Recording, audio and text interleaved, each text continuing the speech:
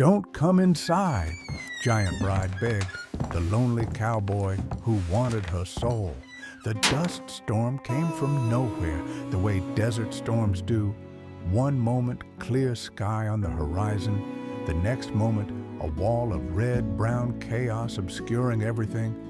The stagecoach driver had cursed loudly and hauled the reins, turning the vehicle toward the only shelter visible, a small cabin on the edge of a failing homestead.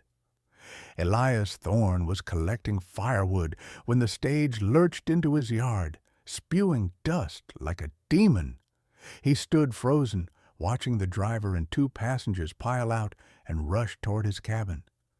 Elias wanted to disappear into the earth. Strangers meant conversation. Conversation meant judgment. Judgment was something Elias had learned over 34 years to expect and fear in equal measure. "Inside, quick!" one of the passengers shouted, a middle-aged woman in an expensive dress, clearly unaccustomed to discomfort. The driver herded them toward the cabin while Elias stood uselessly holding firewood. He was small, 5'5" in boots, built like a scarecrow, and had spent his entire life being overlooked, dismissed, or pitied. His voice rarely rose above a whisper. His presence rarely registered with anyone. He was surprised when the driver noticed him at all. "You there, boy? Get inside before you get buried in sand." Elias shuffled toward the cabin, his armload of firewood clattering as his trembling hands lost their grip on sticks. Inside, the cabin's single main room was suddenly crowded with strangers. The woman in the expensive dress was fanning herself. The driver was checking the windows, muttering about how long the storm might last. And there was Juno. The figure was impossible to ignore, standing nearly 7 feet tall with shoulders that seemed to take up half the cabin's width. Juno was built like someone designed by God to be conspicuous. Their frame was muscular in ways that suggested years of physical labor.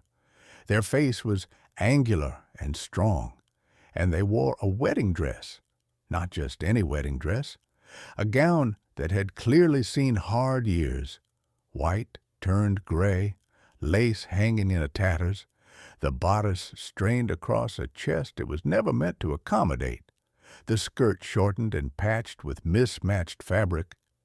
It looked like it had been worn through hardship and heartbreak and kept anyway, out of spite or stubbornness or something Elias couldn't comprehend.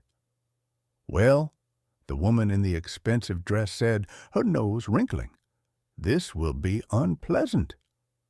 Juno didn't respond. They simply turned and looked out the window at the storm, their posture suggesting they were already invisible, already used to being dismissed. The storm lasted 6 hours. During that time, the woman complained about everything: the drafty cabin, the lack of proper tea, the general indignity of being inconvenienced. The driver attempted conversation that neither Juno nor Elias participated in, and Elias himself became a ghost in his own home, moving quietly around the edges, preparing what meager hospitality he could offer. When the woman finally demanded a drink, Elias moved to get water from the well. But as he reached for the door, Juno spoke for the first time since arriving. "Door's warped. You'll need leverage to open it properly." Elias froze. No one ever addressed him unless necessary. I can manage," he whispered. "You'll hurt yourself."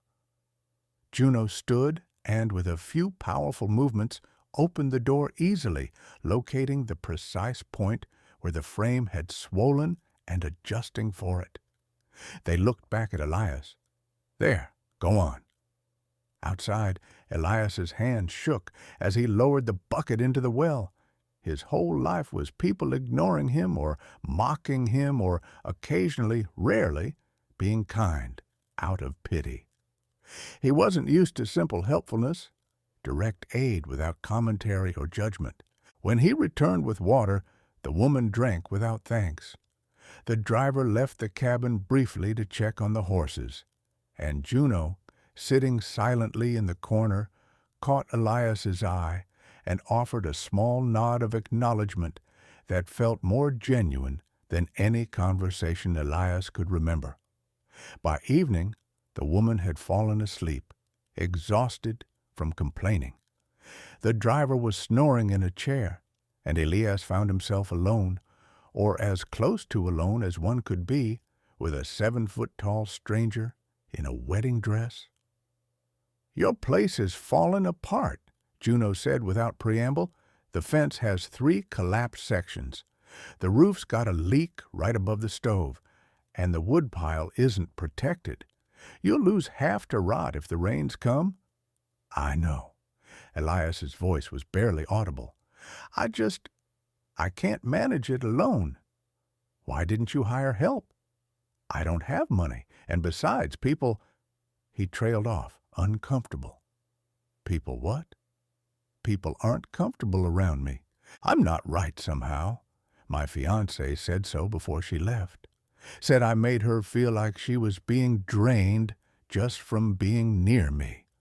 That I was too sad or too broken or something she couldn't name but definitely didn't want." Juno absorbed this. "And you believed her?" "She was right, though, wasn't she? I can't manage my own property. I can barely manage to exist." Elias wrapped his arms around himself. "I'm sorry about the poor hospitality. I don't have much to offer." "You offered shelter during a dust storm. That's more hospitality than most people show." Juno stood, moving to the window, their massive frame outlined against the orange glow of reflected dust outside. "For what it's worth, I think your fiancé was wrong, and probably just cruel." They stood in silence until the storm finally passed near midnight. The driver woke up and announced they'd need to leave at first light. The woman woke up and demanded more complaint-worthy accommodations, but Juno simply continued standing at the window, watching the clearing sky. In the morning, the stagecoach was preparing to leave when its axle cracked, a problem the driver discovered with considerable profanity. The woman began wailing about delays. The driver assessed the damage and delivered the verdict. They'd need to wait here or walk back to the nearest town. "We'll wait," the woman declared. "Surely repairs can be made." "Need a blacksmith for that, and supplies. Nearest one's 2 days' travel." The woman's face fell, but as she looked around the yard, considering her options, Juno stepped forward. "I can fix it." The driver looked skeptical. "You? You're wearing a wedding dress?" "That doesn't change my ability to work metal. I've been doing it for 10 years. Juno paused. "I don't have a full workshop, but I can improvise. It'll take time." The woman looked at her expensive dress, at the dust clinging to every thread, at the clear unpleasantness of the situation. "How long?" 2 days, 3 at most." The woman made a decision that would alter Elias's entire life. "Fine, we'll stay. But I expect proper accommodation and meals. This is a ranch. Presumably someone manages it?" Elias's mouth went dry. I manage it, sir. Ma'am, it's just me, though, so the accommodations won't be—" "Where's your kitchen? Start making dinner. Something substantial. And find clean blankets for sleeping." She turned away, already composing complaints for her later retelling. Juno caught Elias's eye and offered a barely perceptible nod. Then they moved to examine the broken axle, already assessing what was needed. Over the following 3 days, Elias witnessed a transformation of his own property that he couldn't have accomplished in a year. With Juno's strength as foundation and Elias's small contributions of assistance, major repairs materialized. They fixed the fence. They patched the roof. They repaired the gate that had been hanging crooked for months. They organized the woodpile and cleaned the well and tightened loose hinges. Meanwhile, Elias cooked. He prepared breakfast, lunch, and dinner. Simple fare, but prepared with care. The woman complained about everything. The driver was grateful, but tired. And Juno worked with absolute focus, barely resting, barely eating, barely acknowledging Elias except in brief moments of required coordination. On the evening of the second day, the woman retreated early, exhausted from her ordeal. The driver fell asleep immediately after dinner, and Elias found himself alone with Juno, who sat by the fire, staring into the flames. "Thank you," Elias said quietly, "for everything. You didn't have to help. You could have just waited for the coach to be fixed." "I could have," Juno agreed, "but your place was falling apart, and you looked like you were falling apart with it. I'm sorry for—" "Stop apologizing. You haven't done anything wrong." Juno finally looked at him. "That fiancé of yours lied. Or at least, she blamed you for problems that weren't your fault. Some people are just cruel. They need someone to dump their issues onto, and they pick the person who won't fight back." "How do you know I won't fight back?" "Because you're still apologizing for not being strong enough. Because you blame yourself for things beyond your control. Because you're carrying shame that doesn't belong to you." Elias felt tears building and looked away. "How did you know all that? From just a few days?" "Because I recognize it. I've been carrying the same things for a different reason." Juno shifted. "People call me a freak, an abomination, a perversion of nature. I grew up with it, spent my teens hiding, spent my 20s in traveling shows because, at least there, being strange was a commodity. Now, I'm 31 years old in a wedding dress that's been to 3 different weddings, none of them mine, because I've learned that if I'm going to be marked as an outcast, I might as well choose the mark." "I'm sorry people treated you that way." "Stop being sorry for other people's cruelty. Start being angry about it." Juno poked at the fire. "Or at least start being your own champion instead of everyone else's victim." That night, Elias lay in his bed, listening to the cabin's familiar sounds and thinking about what Juno had said. He'd spent his whole life absorbing other people's judgments, accepting their verdicts about his worth. What if Juno was right? What if the problem wasn't him, but the world's willingness to be cruel to anyone who was even slightly different? In the morning, the coach axle was declared fixed. The woman fussed about her appearance before departing. The driver thanked Juno sincerely for the repairs. And as the stage pulled away, Juno stood in Elias's yard with a packed bag and a quiet announcement. "I'm leaving." Elias's stomach dropped. "Where? Back to the traveling shows?" "I was supposed to reach Denver last week. This was an unplanned detour." Juno turned to look at the property. "But honestly, I'm considering staying if you want the help. Your place is on a trajectory toward complete failure. With sustained work, we could turn it around, make something real out of it. You'd stay here with me? If you want me to. No promises beyond that. When I'm ready to leave, I'll leave. But for now, yeah, I think I could stay here for a while." Elias couldn't articulate what he felt. Relief? Hope? The overwhelming sense that somehow, improbably, he wasn't going to have to face his drowning homestead alone? "I'd like that very much," he finally managed. Over the following weeks, they fell into partnership. Juno handled the heavy labor while Elias managed finances, planning, and the practical details of running a farm. It should have been straightforward.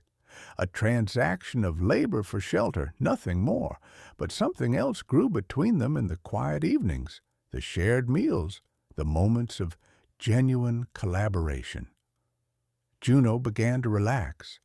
Elias had never criticized their appearance, never commented on the wedding dress, never acted like their presence was an imposition. Just acceptance. Simple, unquestioning acceptance. And in that acceptance, Juno began to lower the defensive walls that had taken years to construct. One evening, they sat on the repaired porch, now solid and safe, thanks entirely to Juno's labor, and Juno asked a question that hung between them like an echo. "Why haven't you asked about the dress, about what I am? Everyone asks."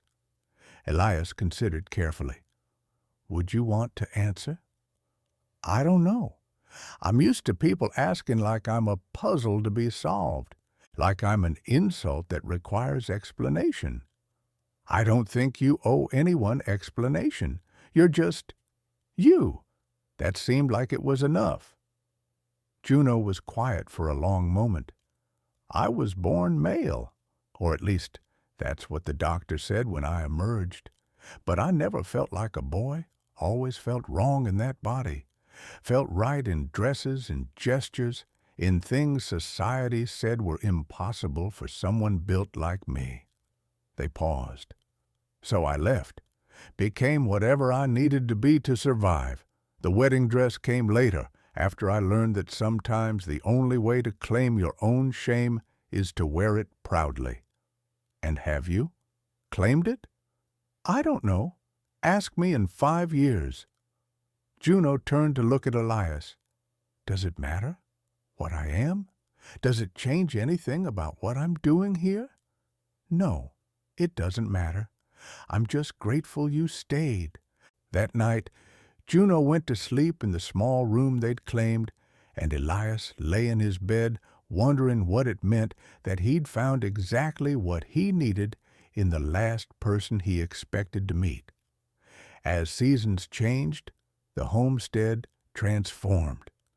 What had been a failing operation became functional, then productive. They planted crops together, they added livestock, they repaired structures that had been falling apart since Elias's father died, and through it all, they talked about childhoods, about fears, about the specific exhaustion of being perpetual outsiders. "Sometimes I want to run again," Juno confessed one winter evening as they sat by the fire. "Go somewhere new, somewhere no one knows anything about me. Just start fresh." "You could," Elias said carefully. "I wouldn't stop you." "I know. That's what makes it hard." Juno pulled the wedding dress tighter around their shoulders. It had become more worn with the seasons, but also more integrated into their identity. Because starting fresh means leaving you, and leaving you feels like admitting this was temporary, like this was just a stop on my journey, not a destination. What if it was a stop that became a destination? Then I'd need to figure out if I wanted to stay because I genuinely want to be here or because I'm afraid of being alone again. "Only you can answer that," Elias said softly. Spring came with unexpected decisions. Juno took Elias to town for supplies, and they walked together down the main street without apology. People stared. Some whispered. A few made crude remarks. But Juno walked straight back in that tattered wedding dress, and Elias walked beside them, small and steady and present. In the general store, the owner made a comment about strange couples.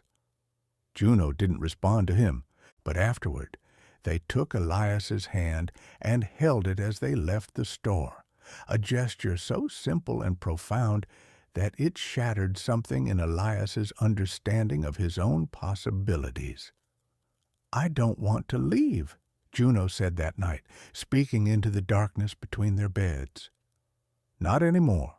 Staying here with you, this is the first place I've felt like I could just exist. Just be myself. Your fiancée was right about one thing, but she got it backward." "What do you mean?" "She said you drained her. But you don't drain. You absorb people's worst parts, and you don't hate them for it. You absorb my confusion about who I am, and you don't ask me to be different.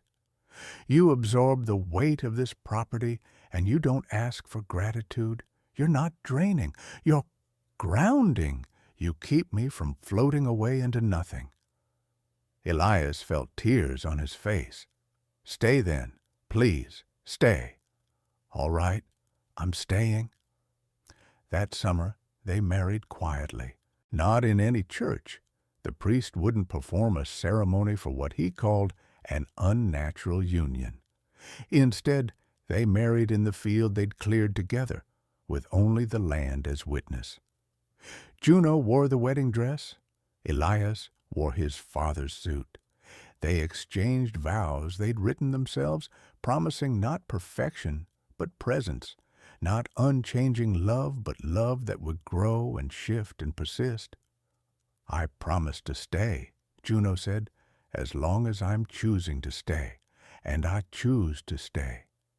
"I promise to see you," Elias said, "for everything you are and everything you become." The homestead thrived. Other farmers began seeking Juno's advice on heavy labor and repairs. Elias started taking commissions for his planning and organizational skills. They built something real, not just a working farm, but a life that surprised them daily with its possibility. People still judged them. Some townspeople refused their business. Some refused to acknowledge their marriage. But others, the misfits and the broken, the people who'd learned to recognize their own kind, began coming by. There was a woman who'd left an abusive marriage, a man whose family had thrown him out for his strange ways, a child who was too tall, too different, too much. Juno and Elias welcomed them all, providing refuge and acceptance in a world that had been stingy with both. One evening, 5 years after Juno arrived in that stagecoach, they sat on their porch, now expanded, now solid, now truly their own. The wedding dress hung in the cabin, carefully preserved, no longer needed daily as armor, because Juno had finally learned that their own presence was enough. "Do you ever regret it?" Elias asked. "Staying? Choosing this instead of leaving?" Juno took his hand, a gesture they'd repeated thousands of times, intimate and ordinary. "Not once. You asked me to stay, and I did. But more importantly, you let me choose to stay. That's the difference between being trapped and being home. And now I think about the future, about the possibility of it. I spent so many years running that I forgot what it felt like to run toward something instead of away from something." Juno smiled. "I'm running toward you, toward this, toward whatever happens next." Elias leaned against Juno's shoulder, this towering figure who'd terrified him initially, who'd become the anchor that kept him from drowning. "When I was engaged, my fiancée said I was draining. That being near me was exhausting. But with you, I don't feel that. I feel accepted. I feel like my existence matters." "It does matter. You matter. Not because you're strong or impressive or remarkable by conventional standards. You matter because you chose to see me without judgment. Because you offered home to someone who'd never had one." Juno squeezed his hand gently. "That's the real strength, Elias. Not physical power, but the willingness to love something different, They sat in comfortable silence as the sun set over the property they'd rebuilt together. The fence stood straight. The barn was solid. The fields were productive. And the cabin that had once seemed like a prison of isolation had become a sanctuary. The lonely cowboy and the giant bride. The man too small and the woman too big. The two people society said couldn't make a life together, proving daily that sometimes can't was just society's limitation, not reality's. They'd found in each other permission to exist fully, to stop hiding, to stop apologizing for being exactly who they were. And in the quiet evening on the edge of civilization, as stars emerged overhead and the work of the day settled into memory, they held hands across the enormous gap that should have made them incompatible, but instead made them essential. Home, Elias realized, wasn't a place you were born into. It wasn't something society approved of or conventional wisdom endorsed. Home was someone, in this case, a person in a tattered wedding dress, who looked at all your broken parts and said, "Stay, please stay, I choose you." And that, finally, was enough.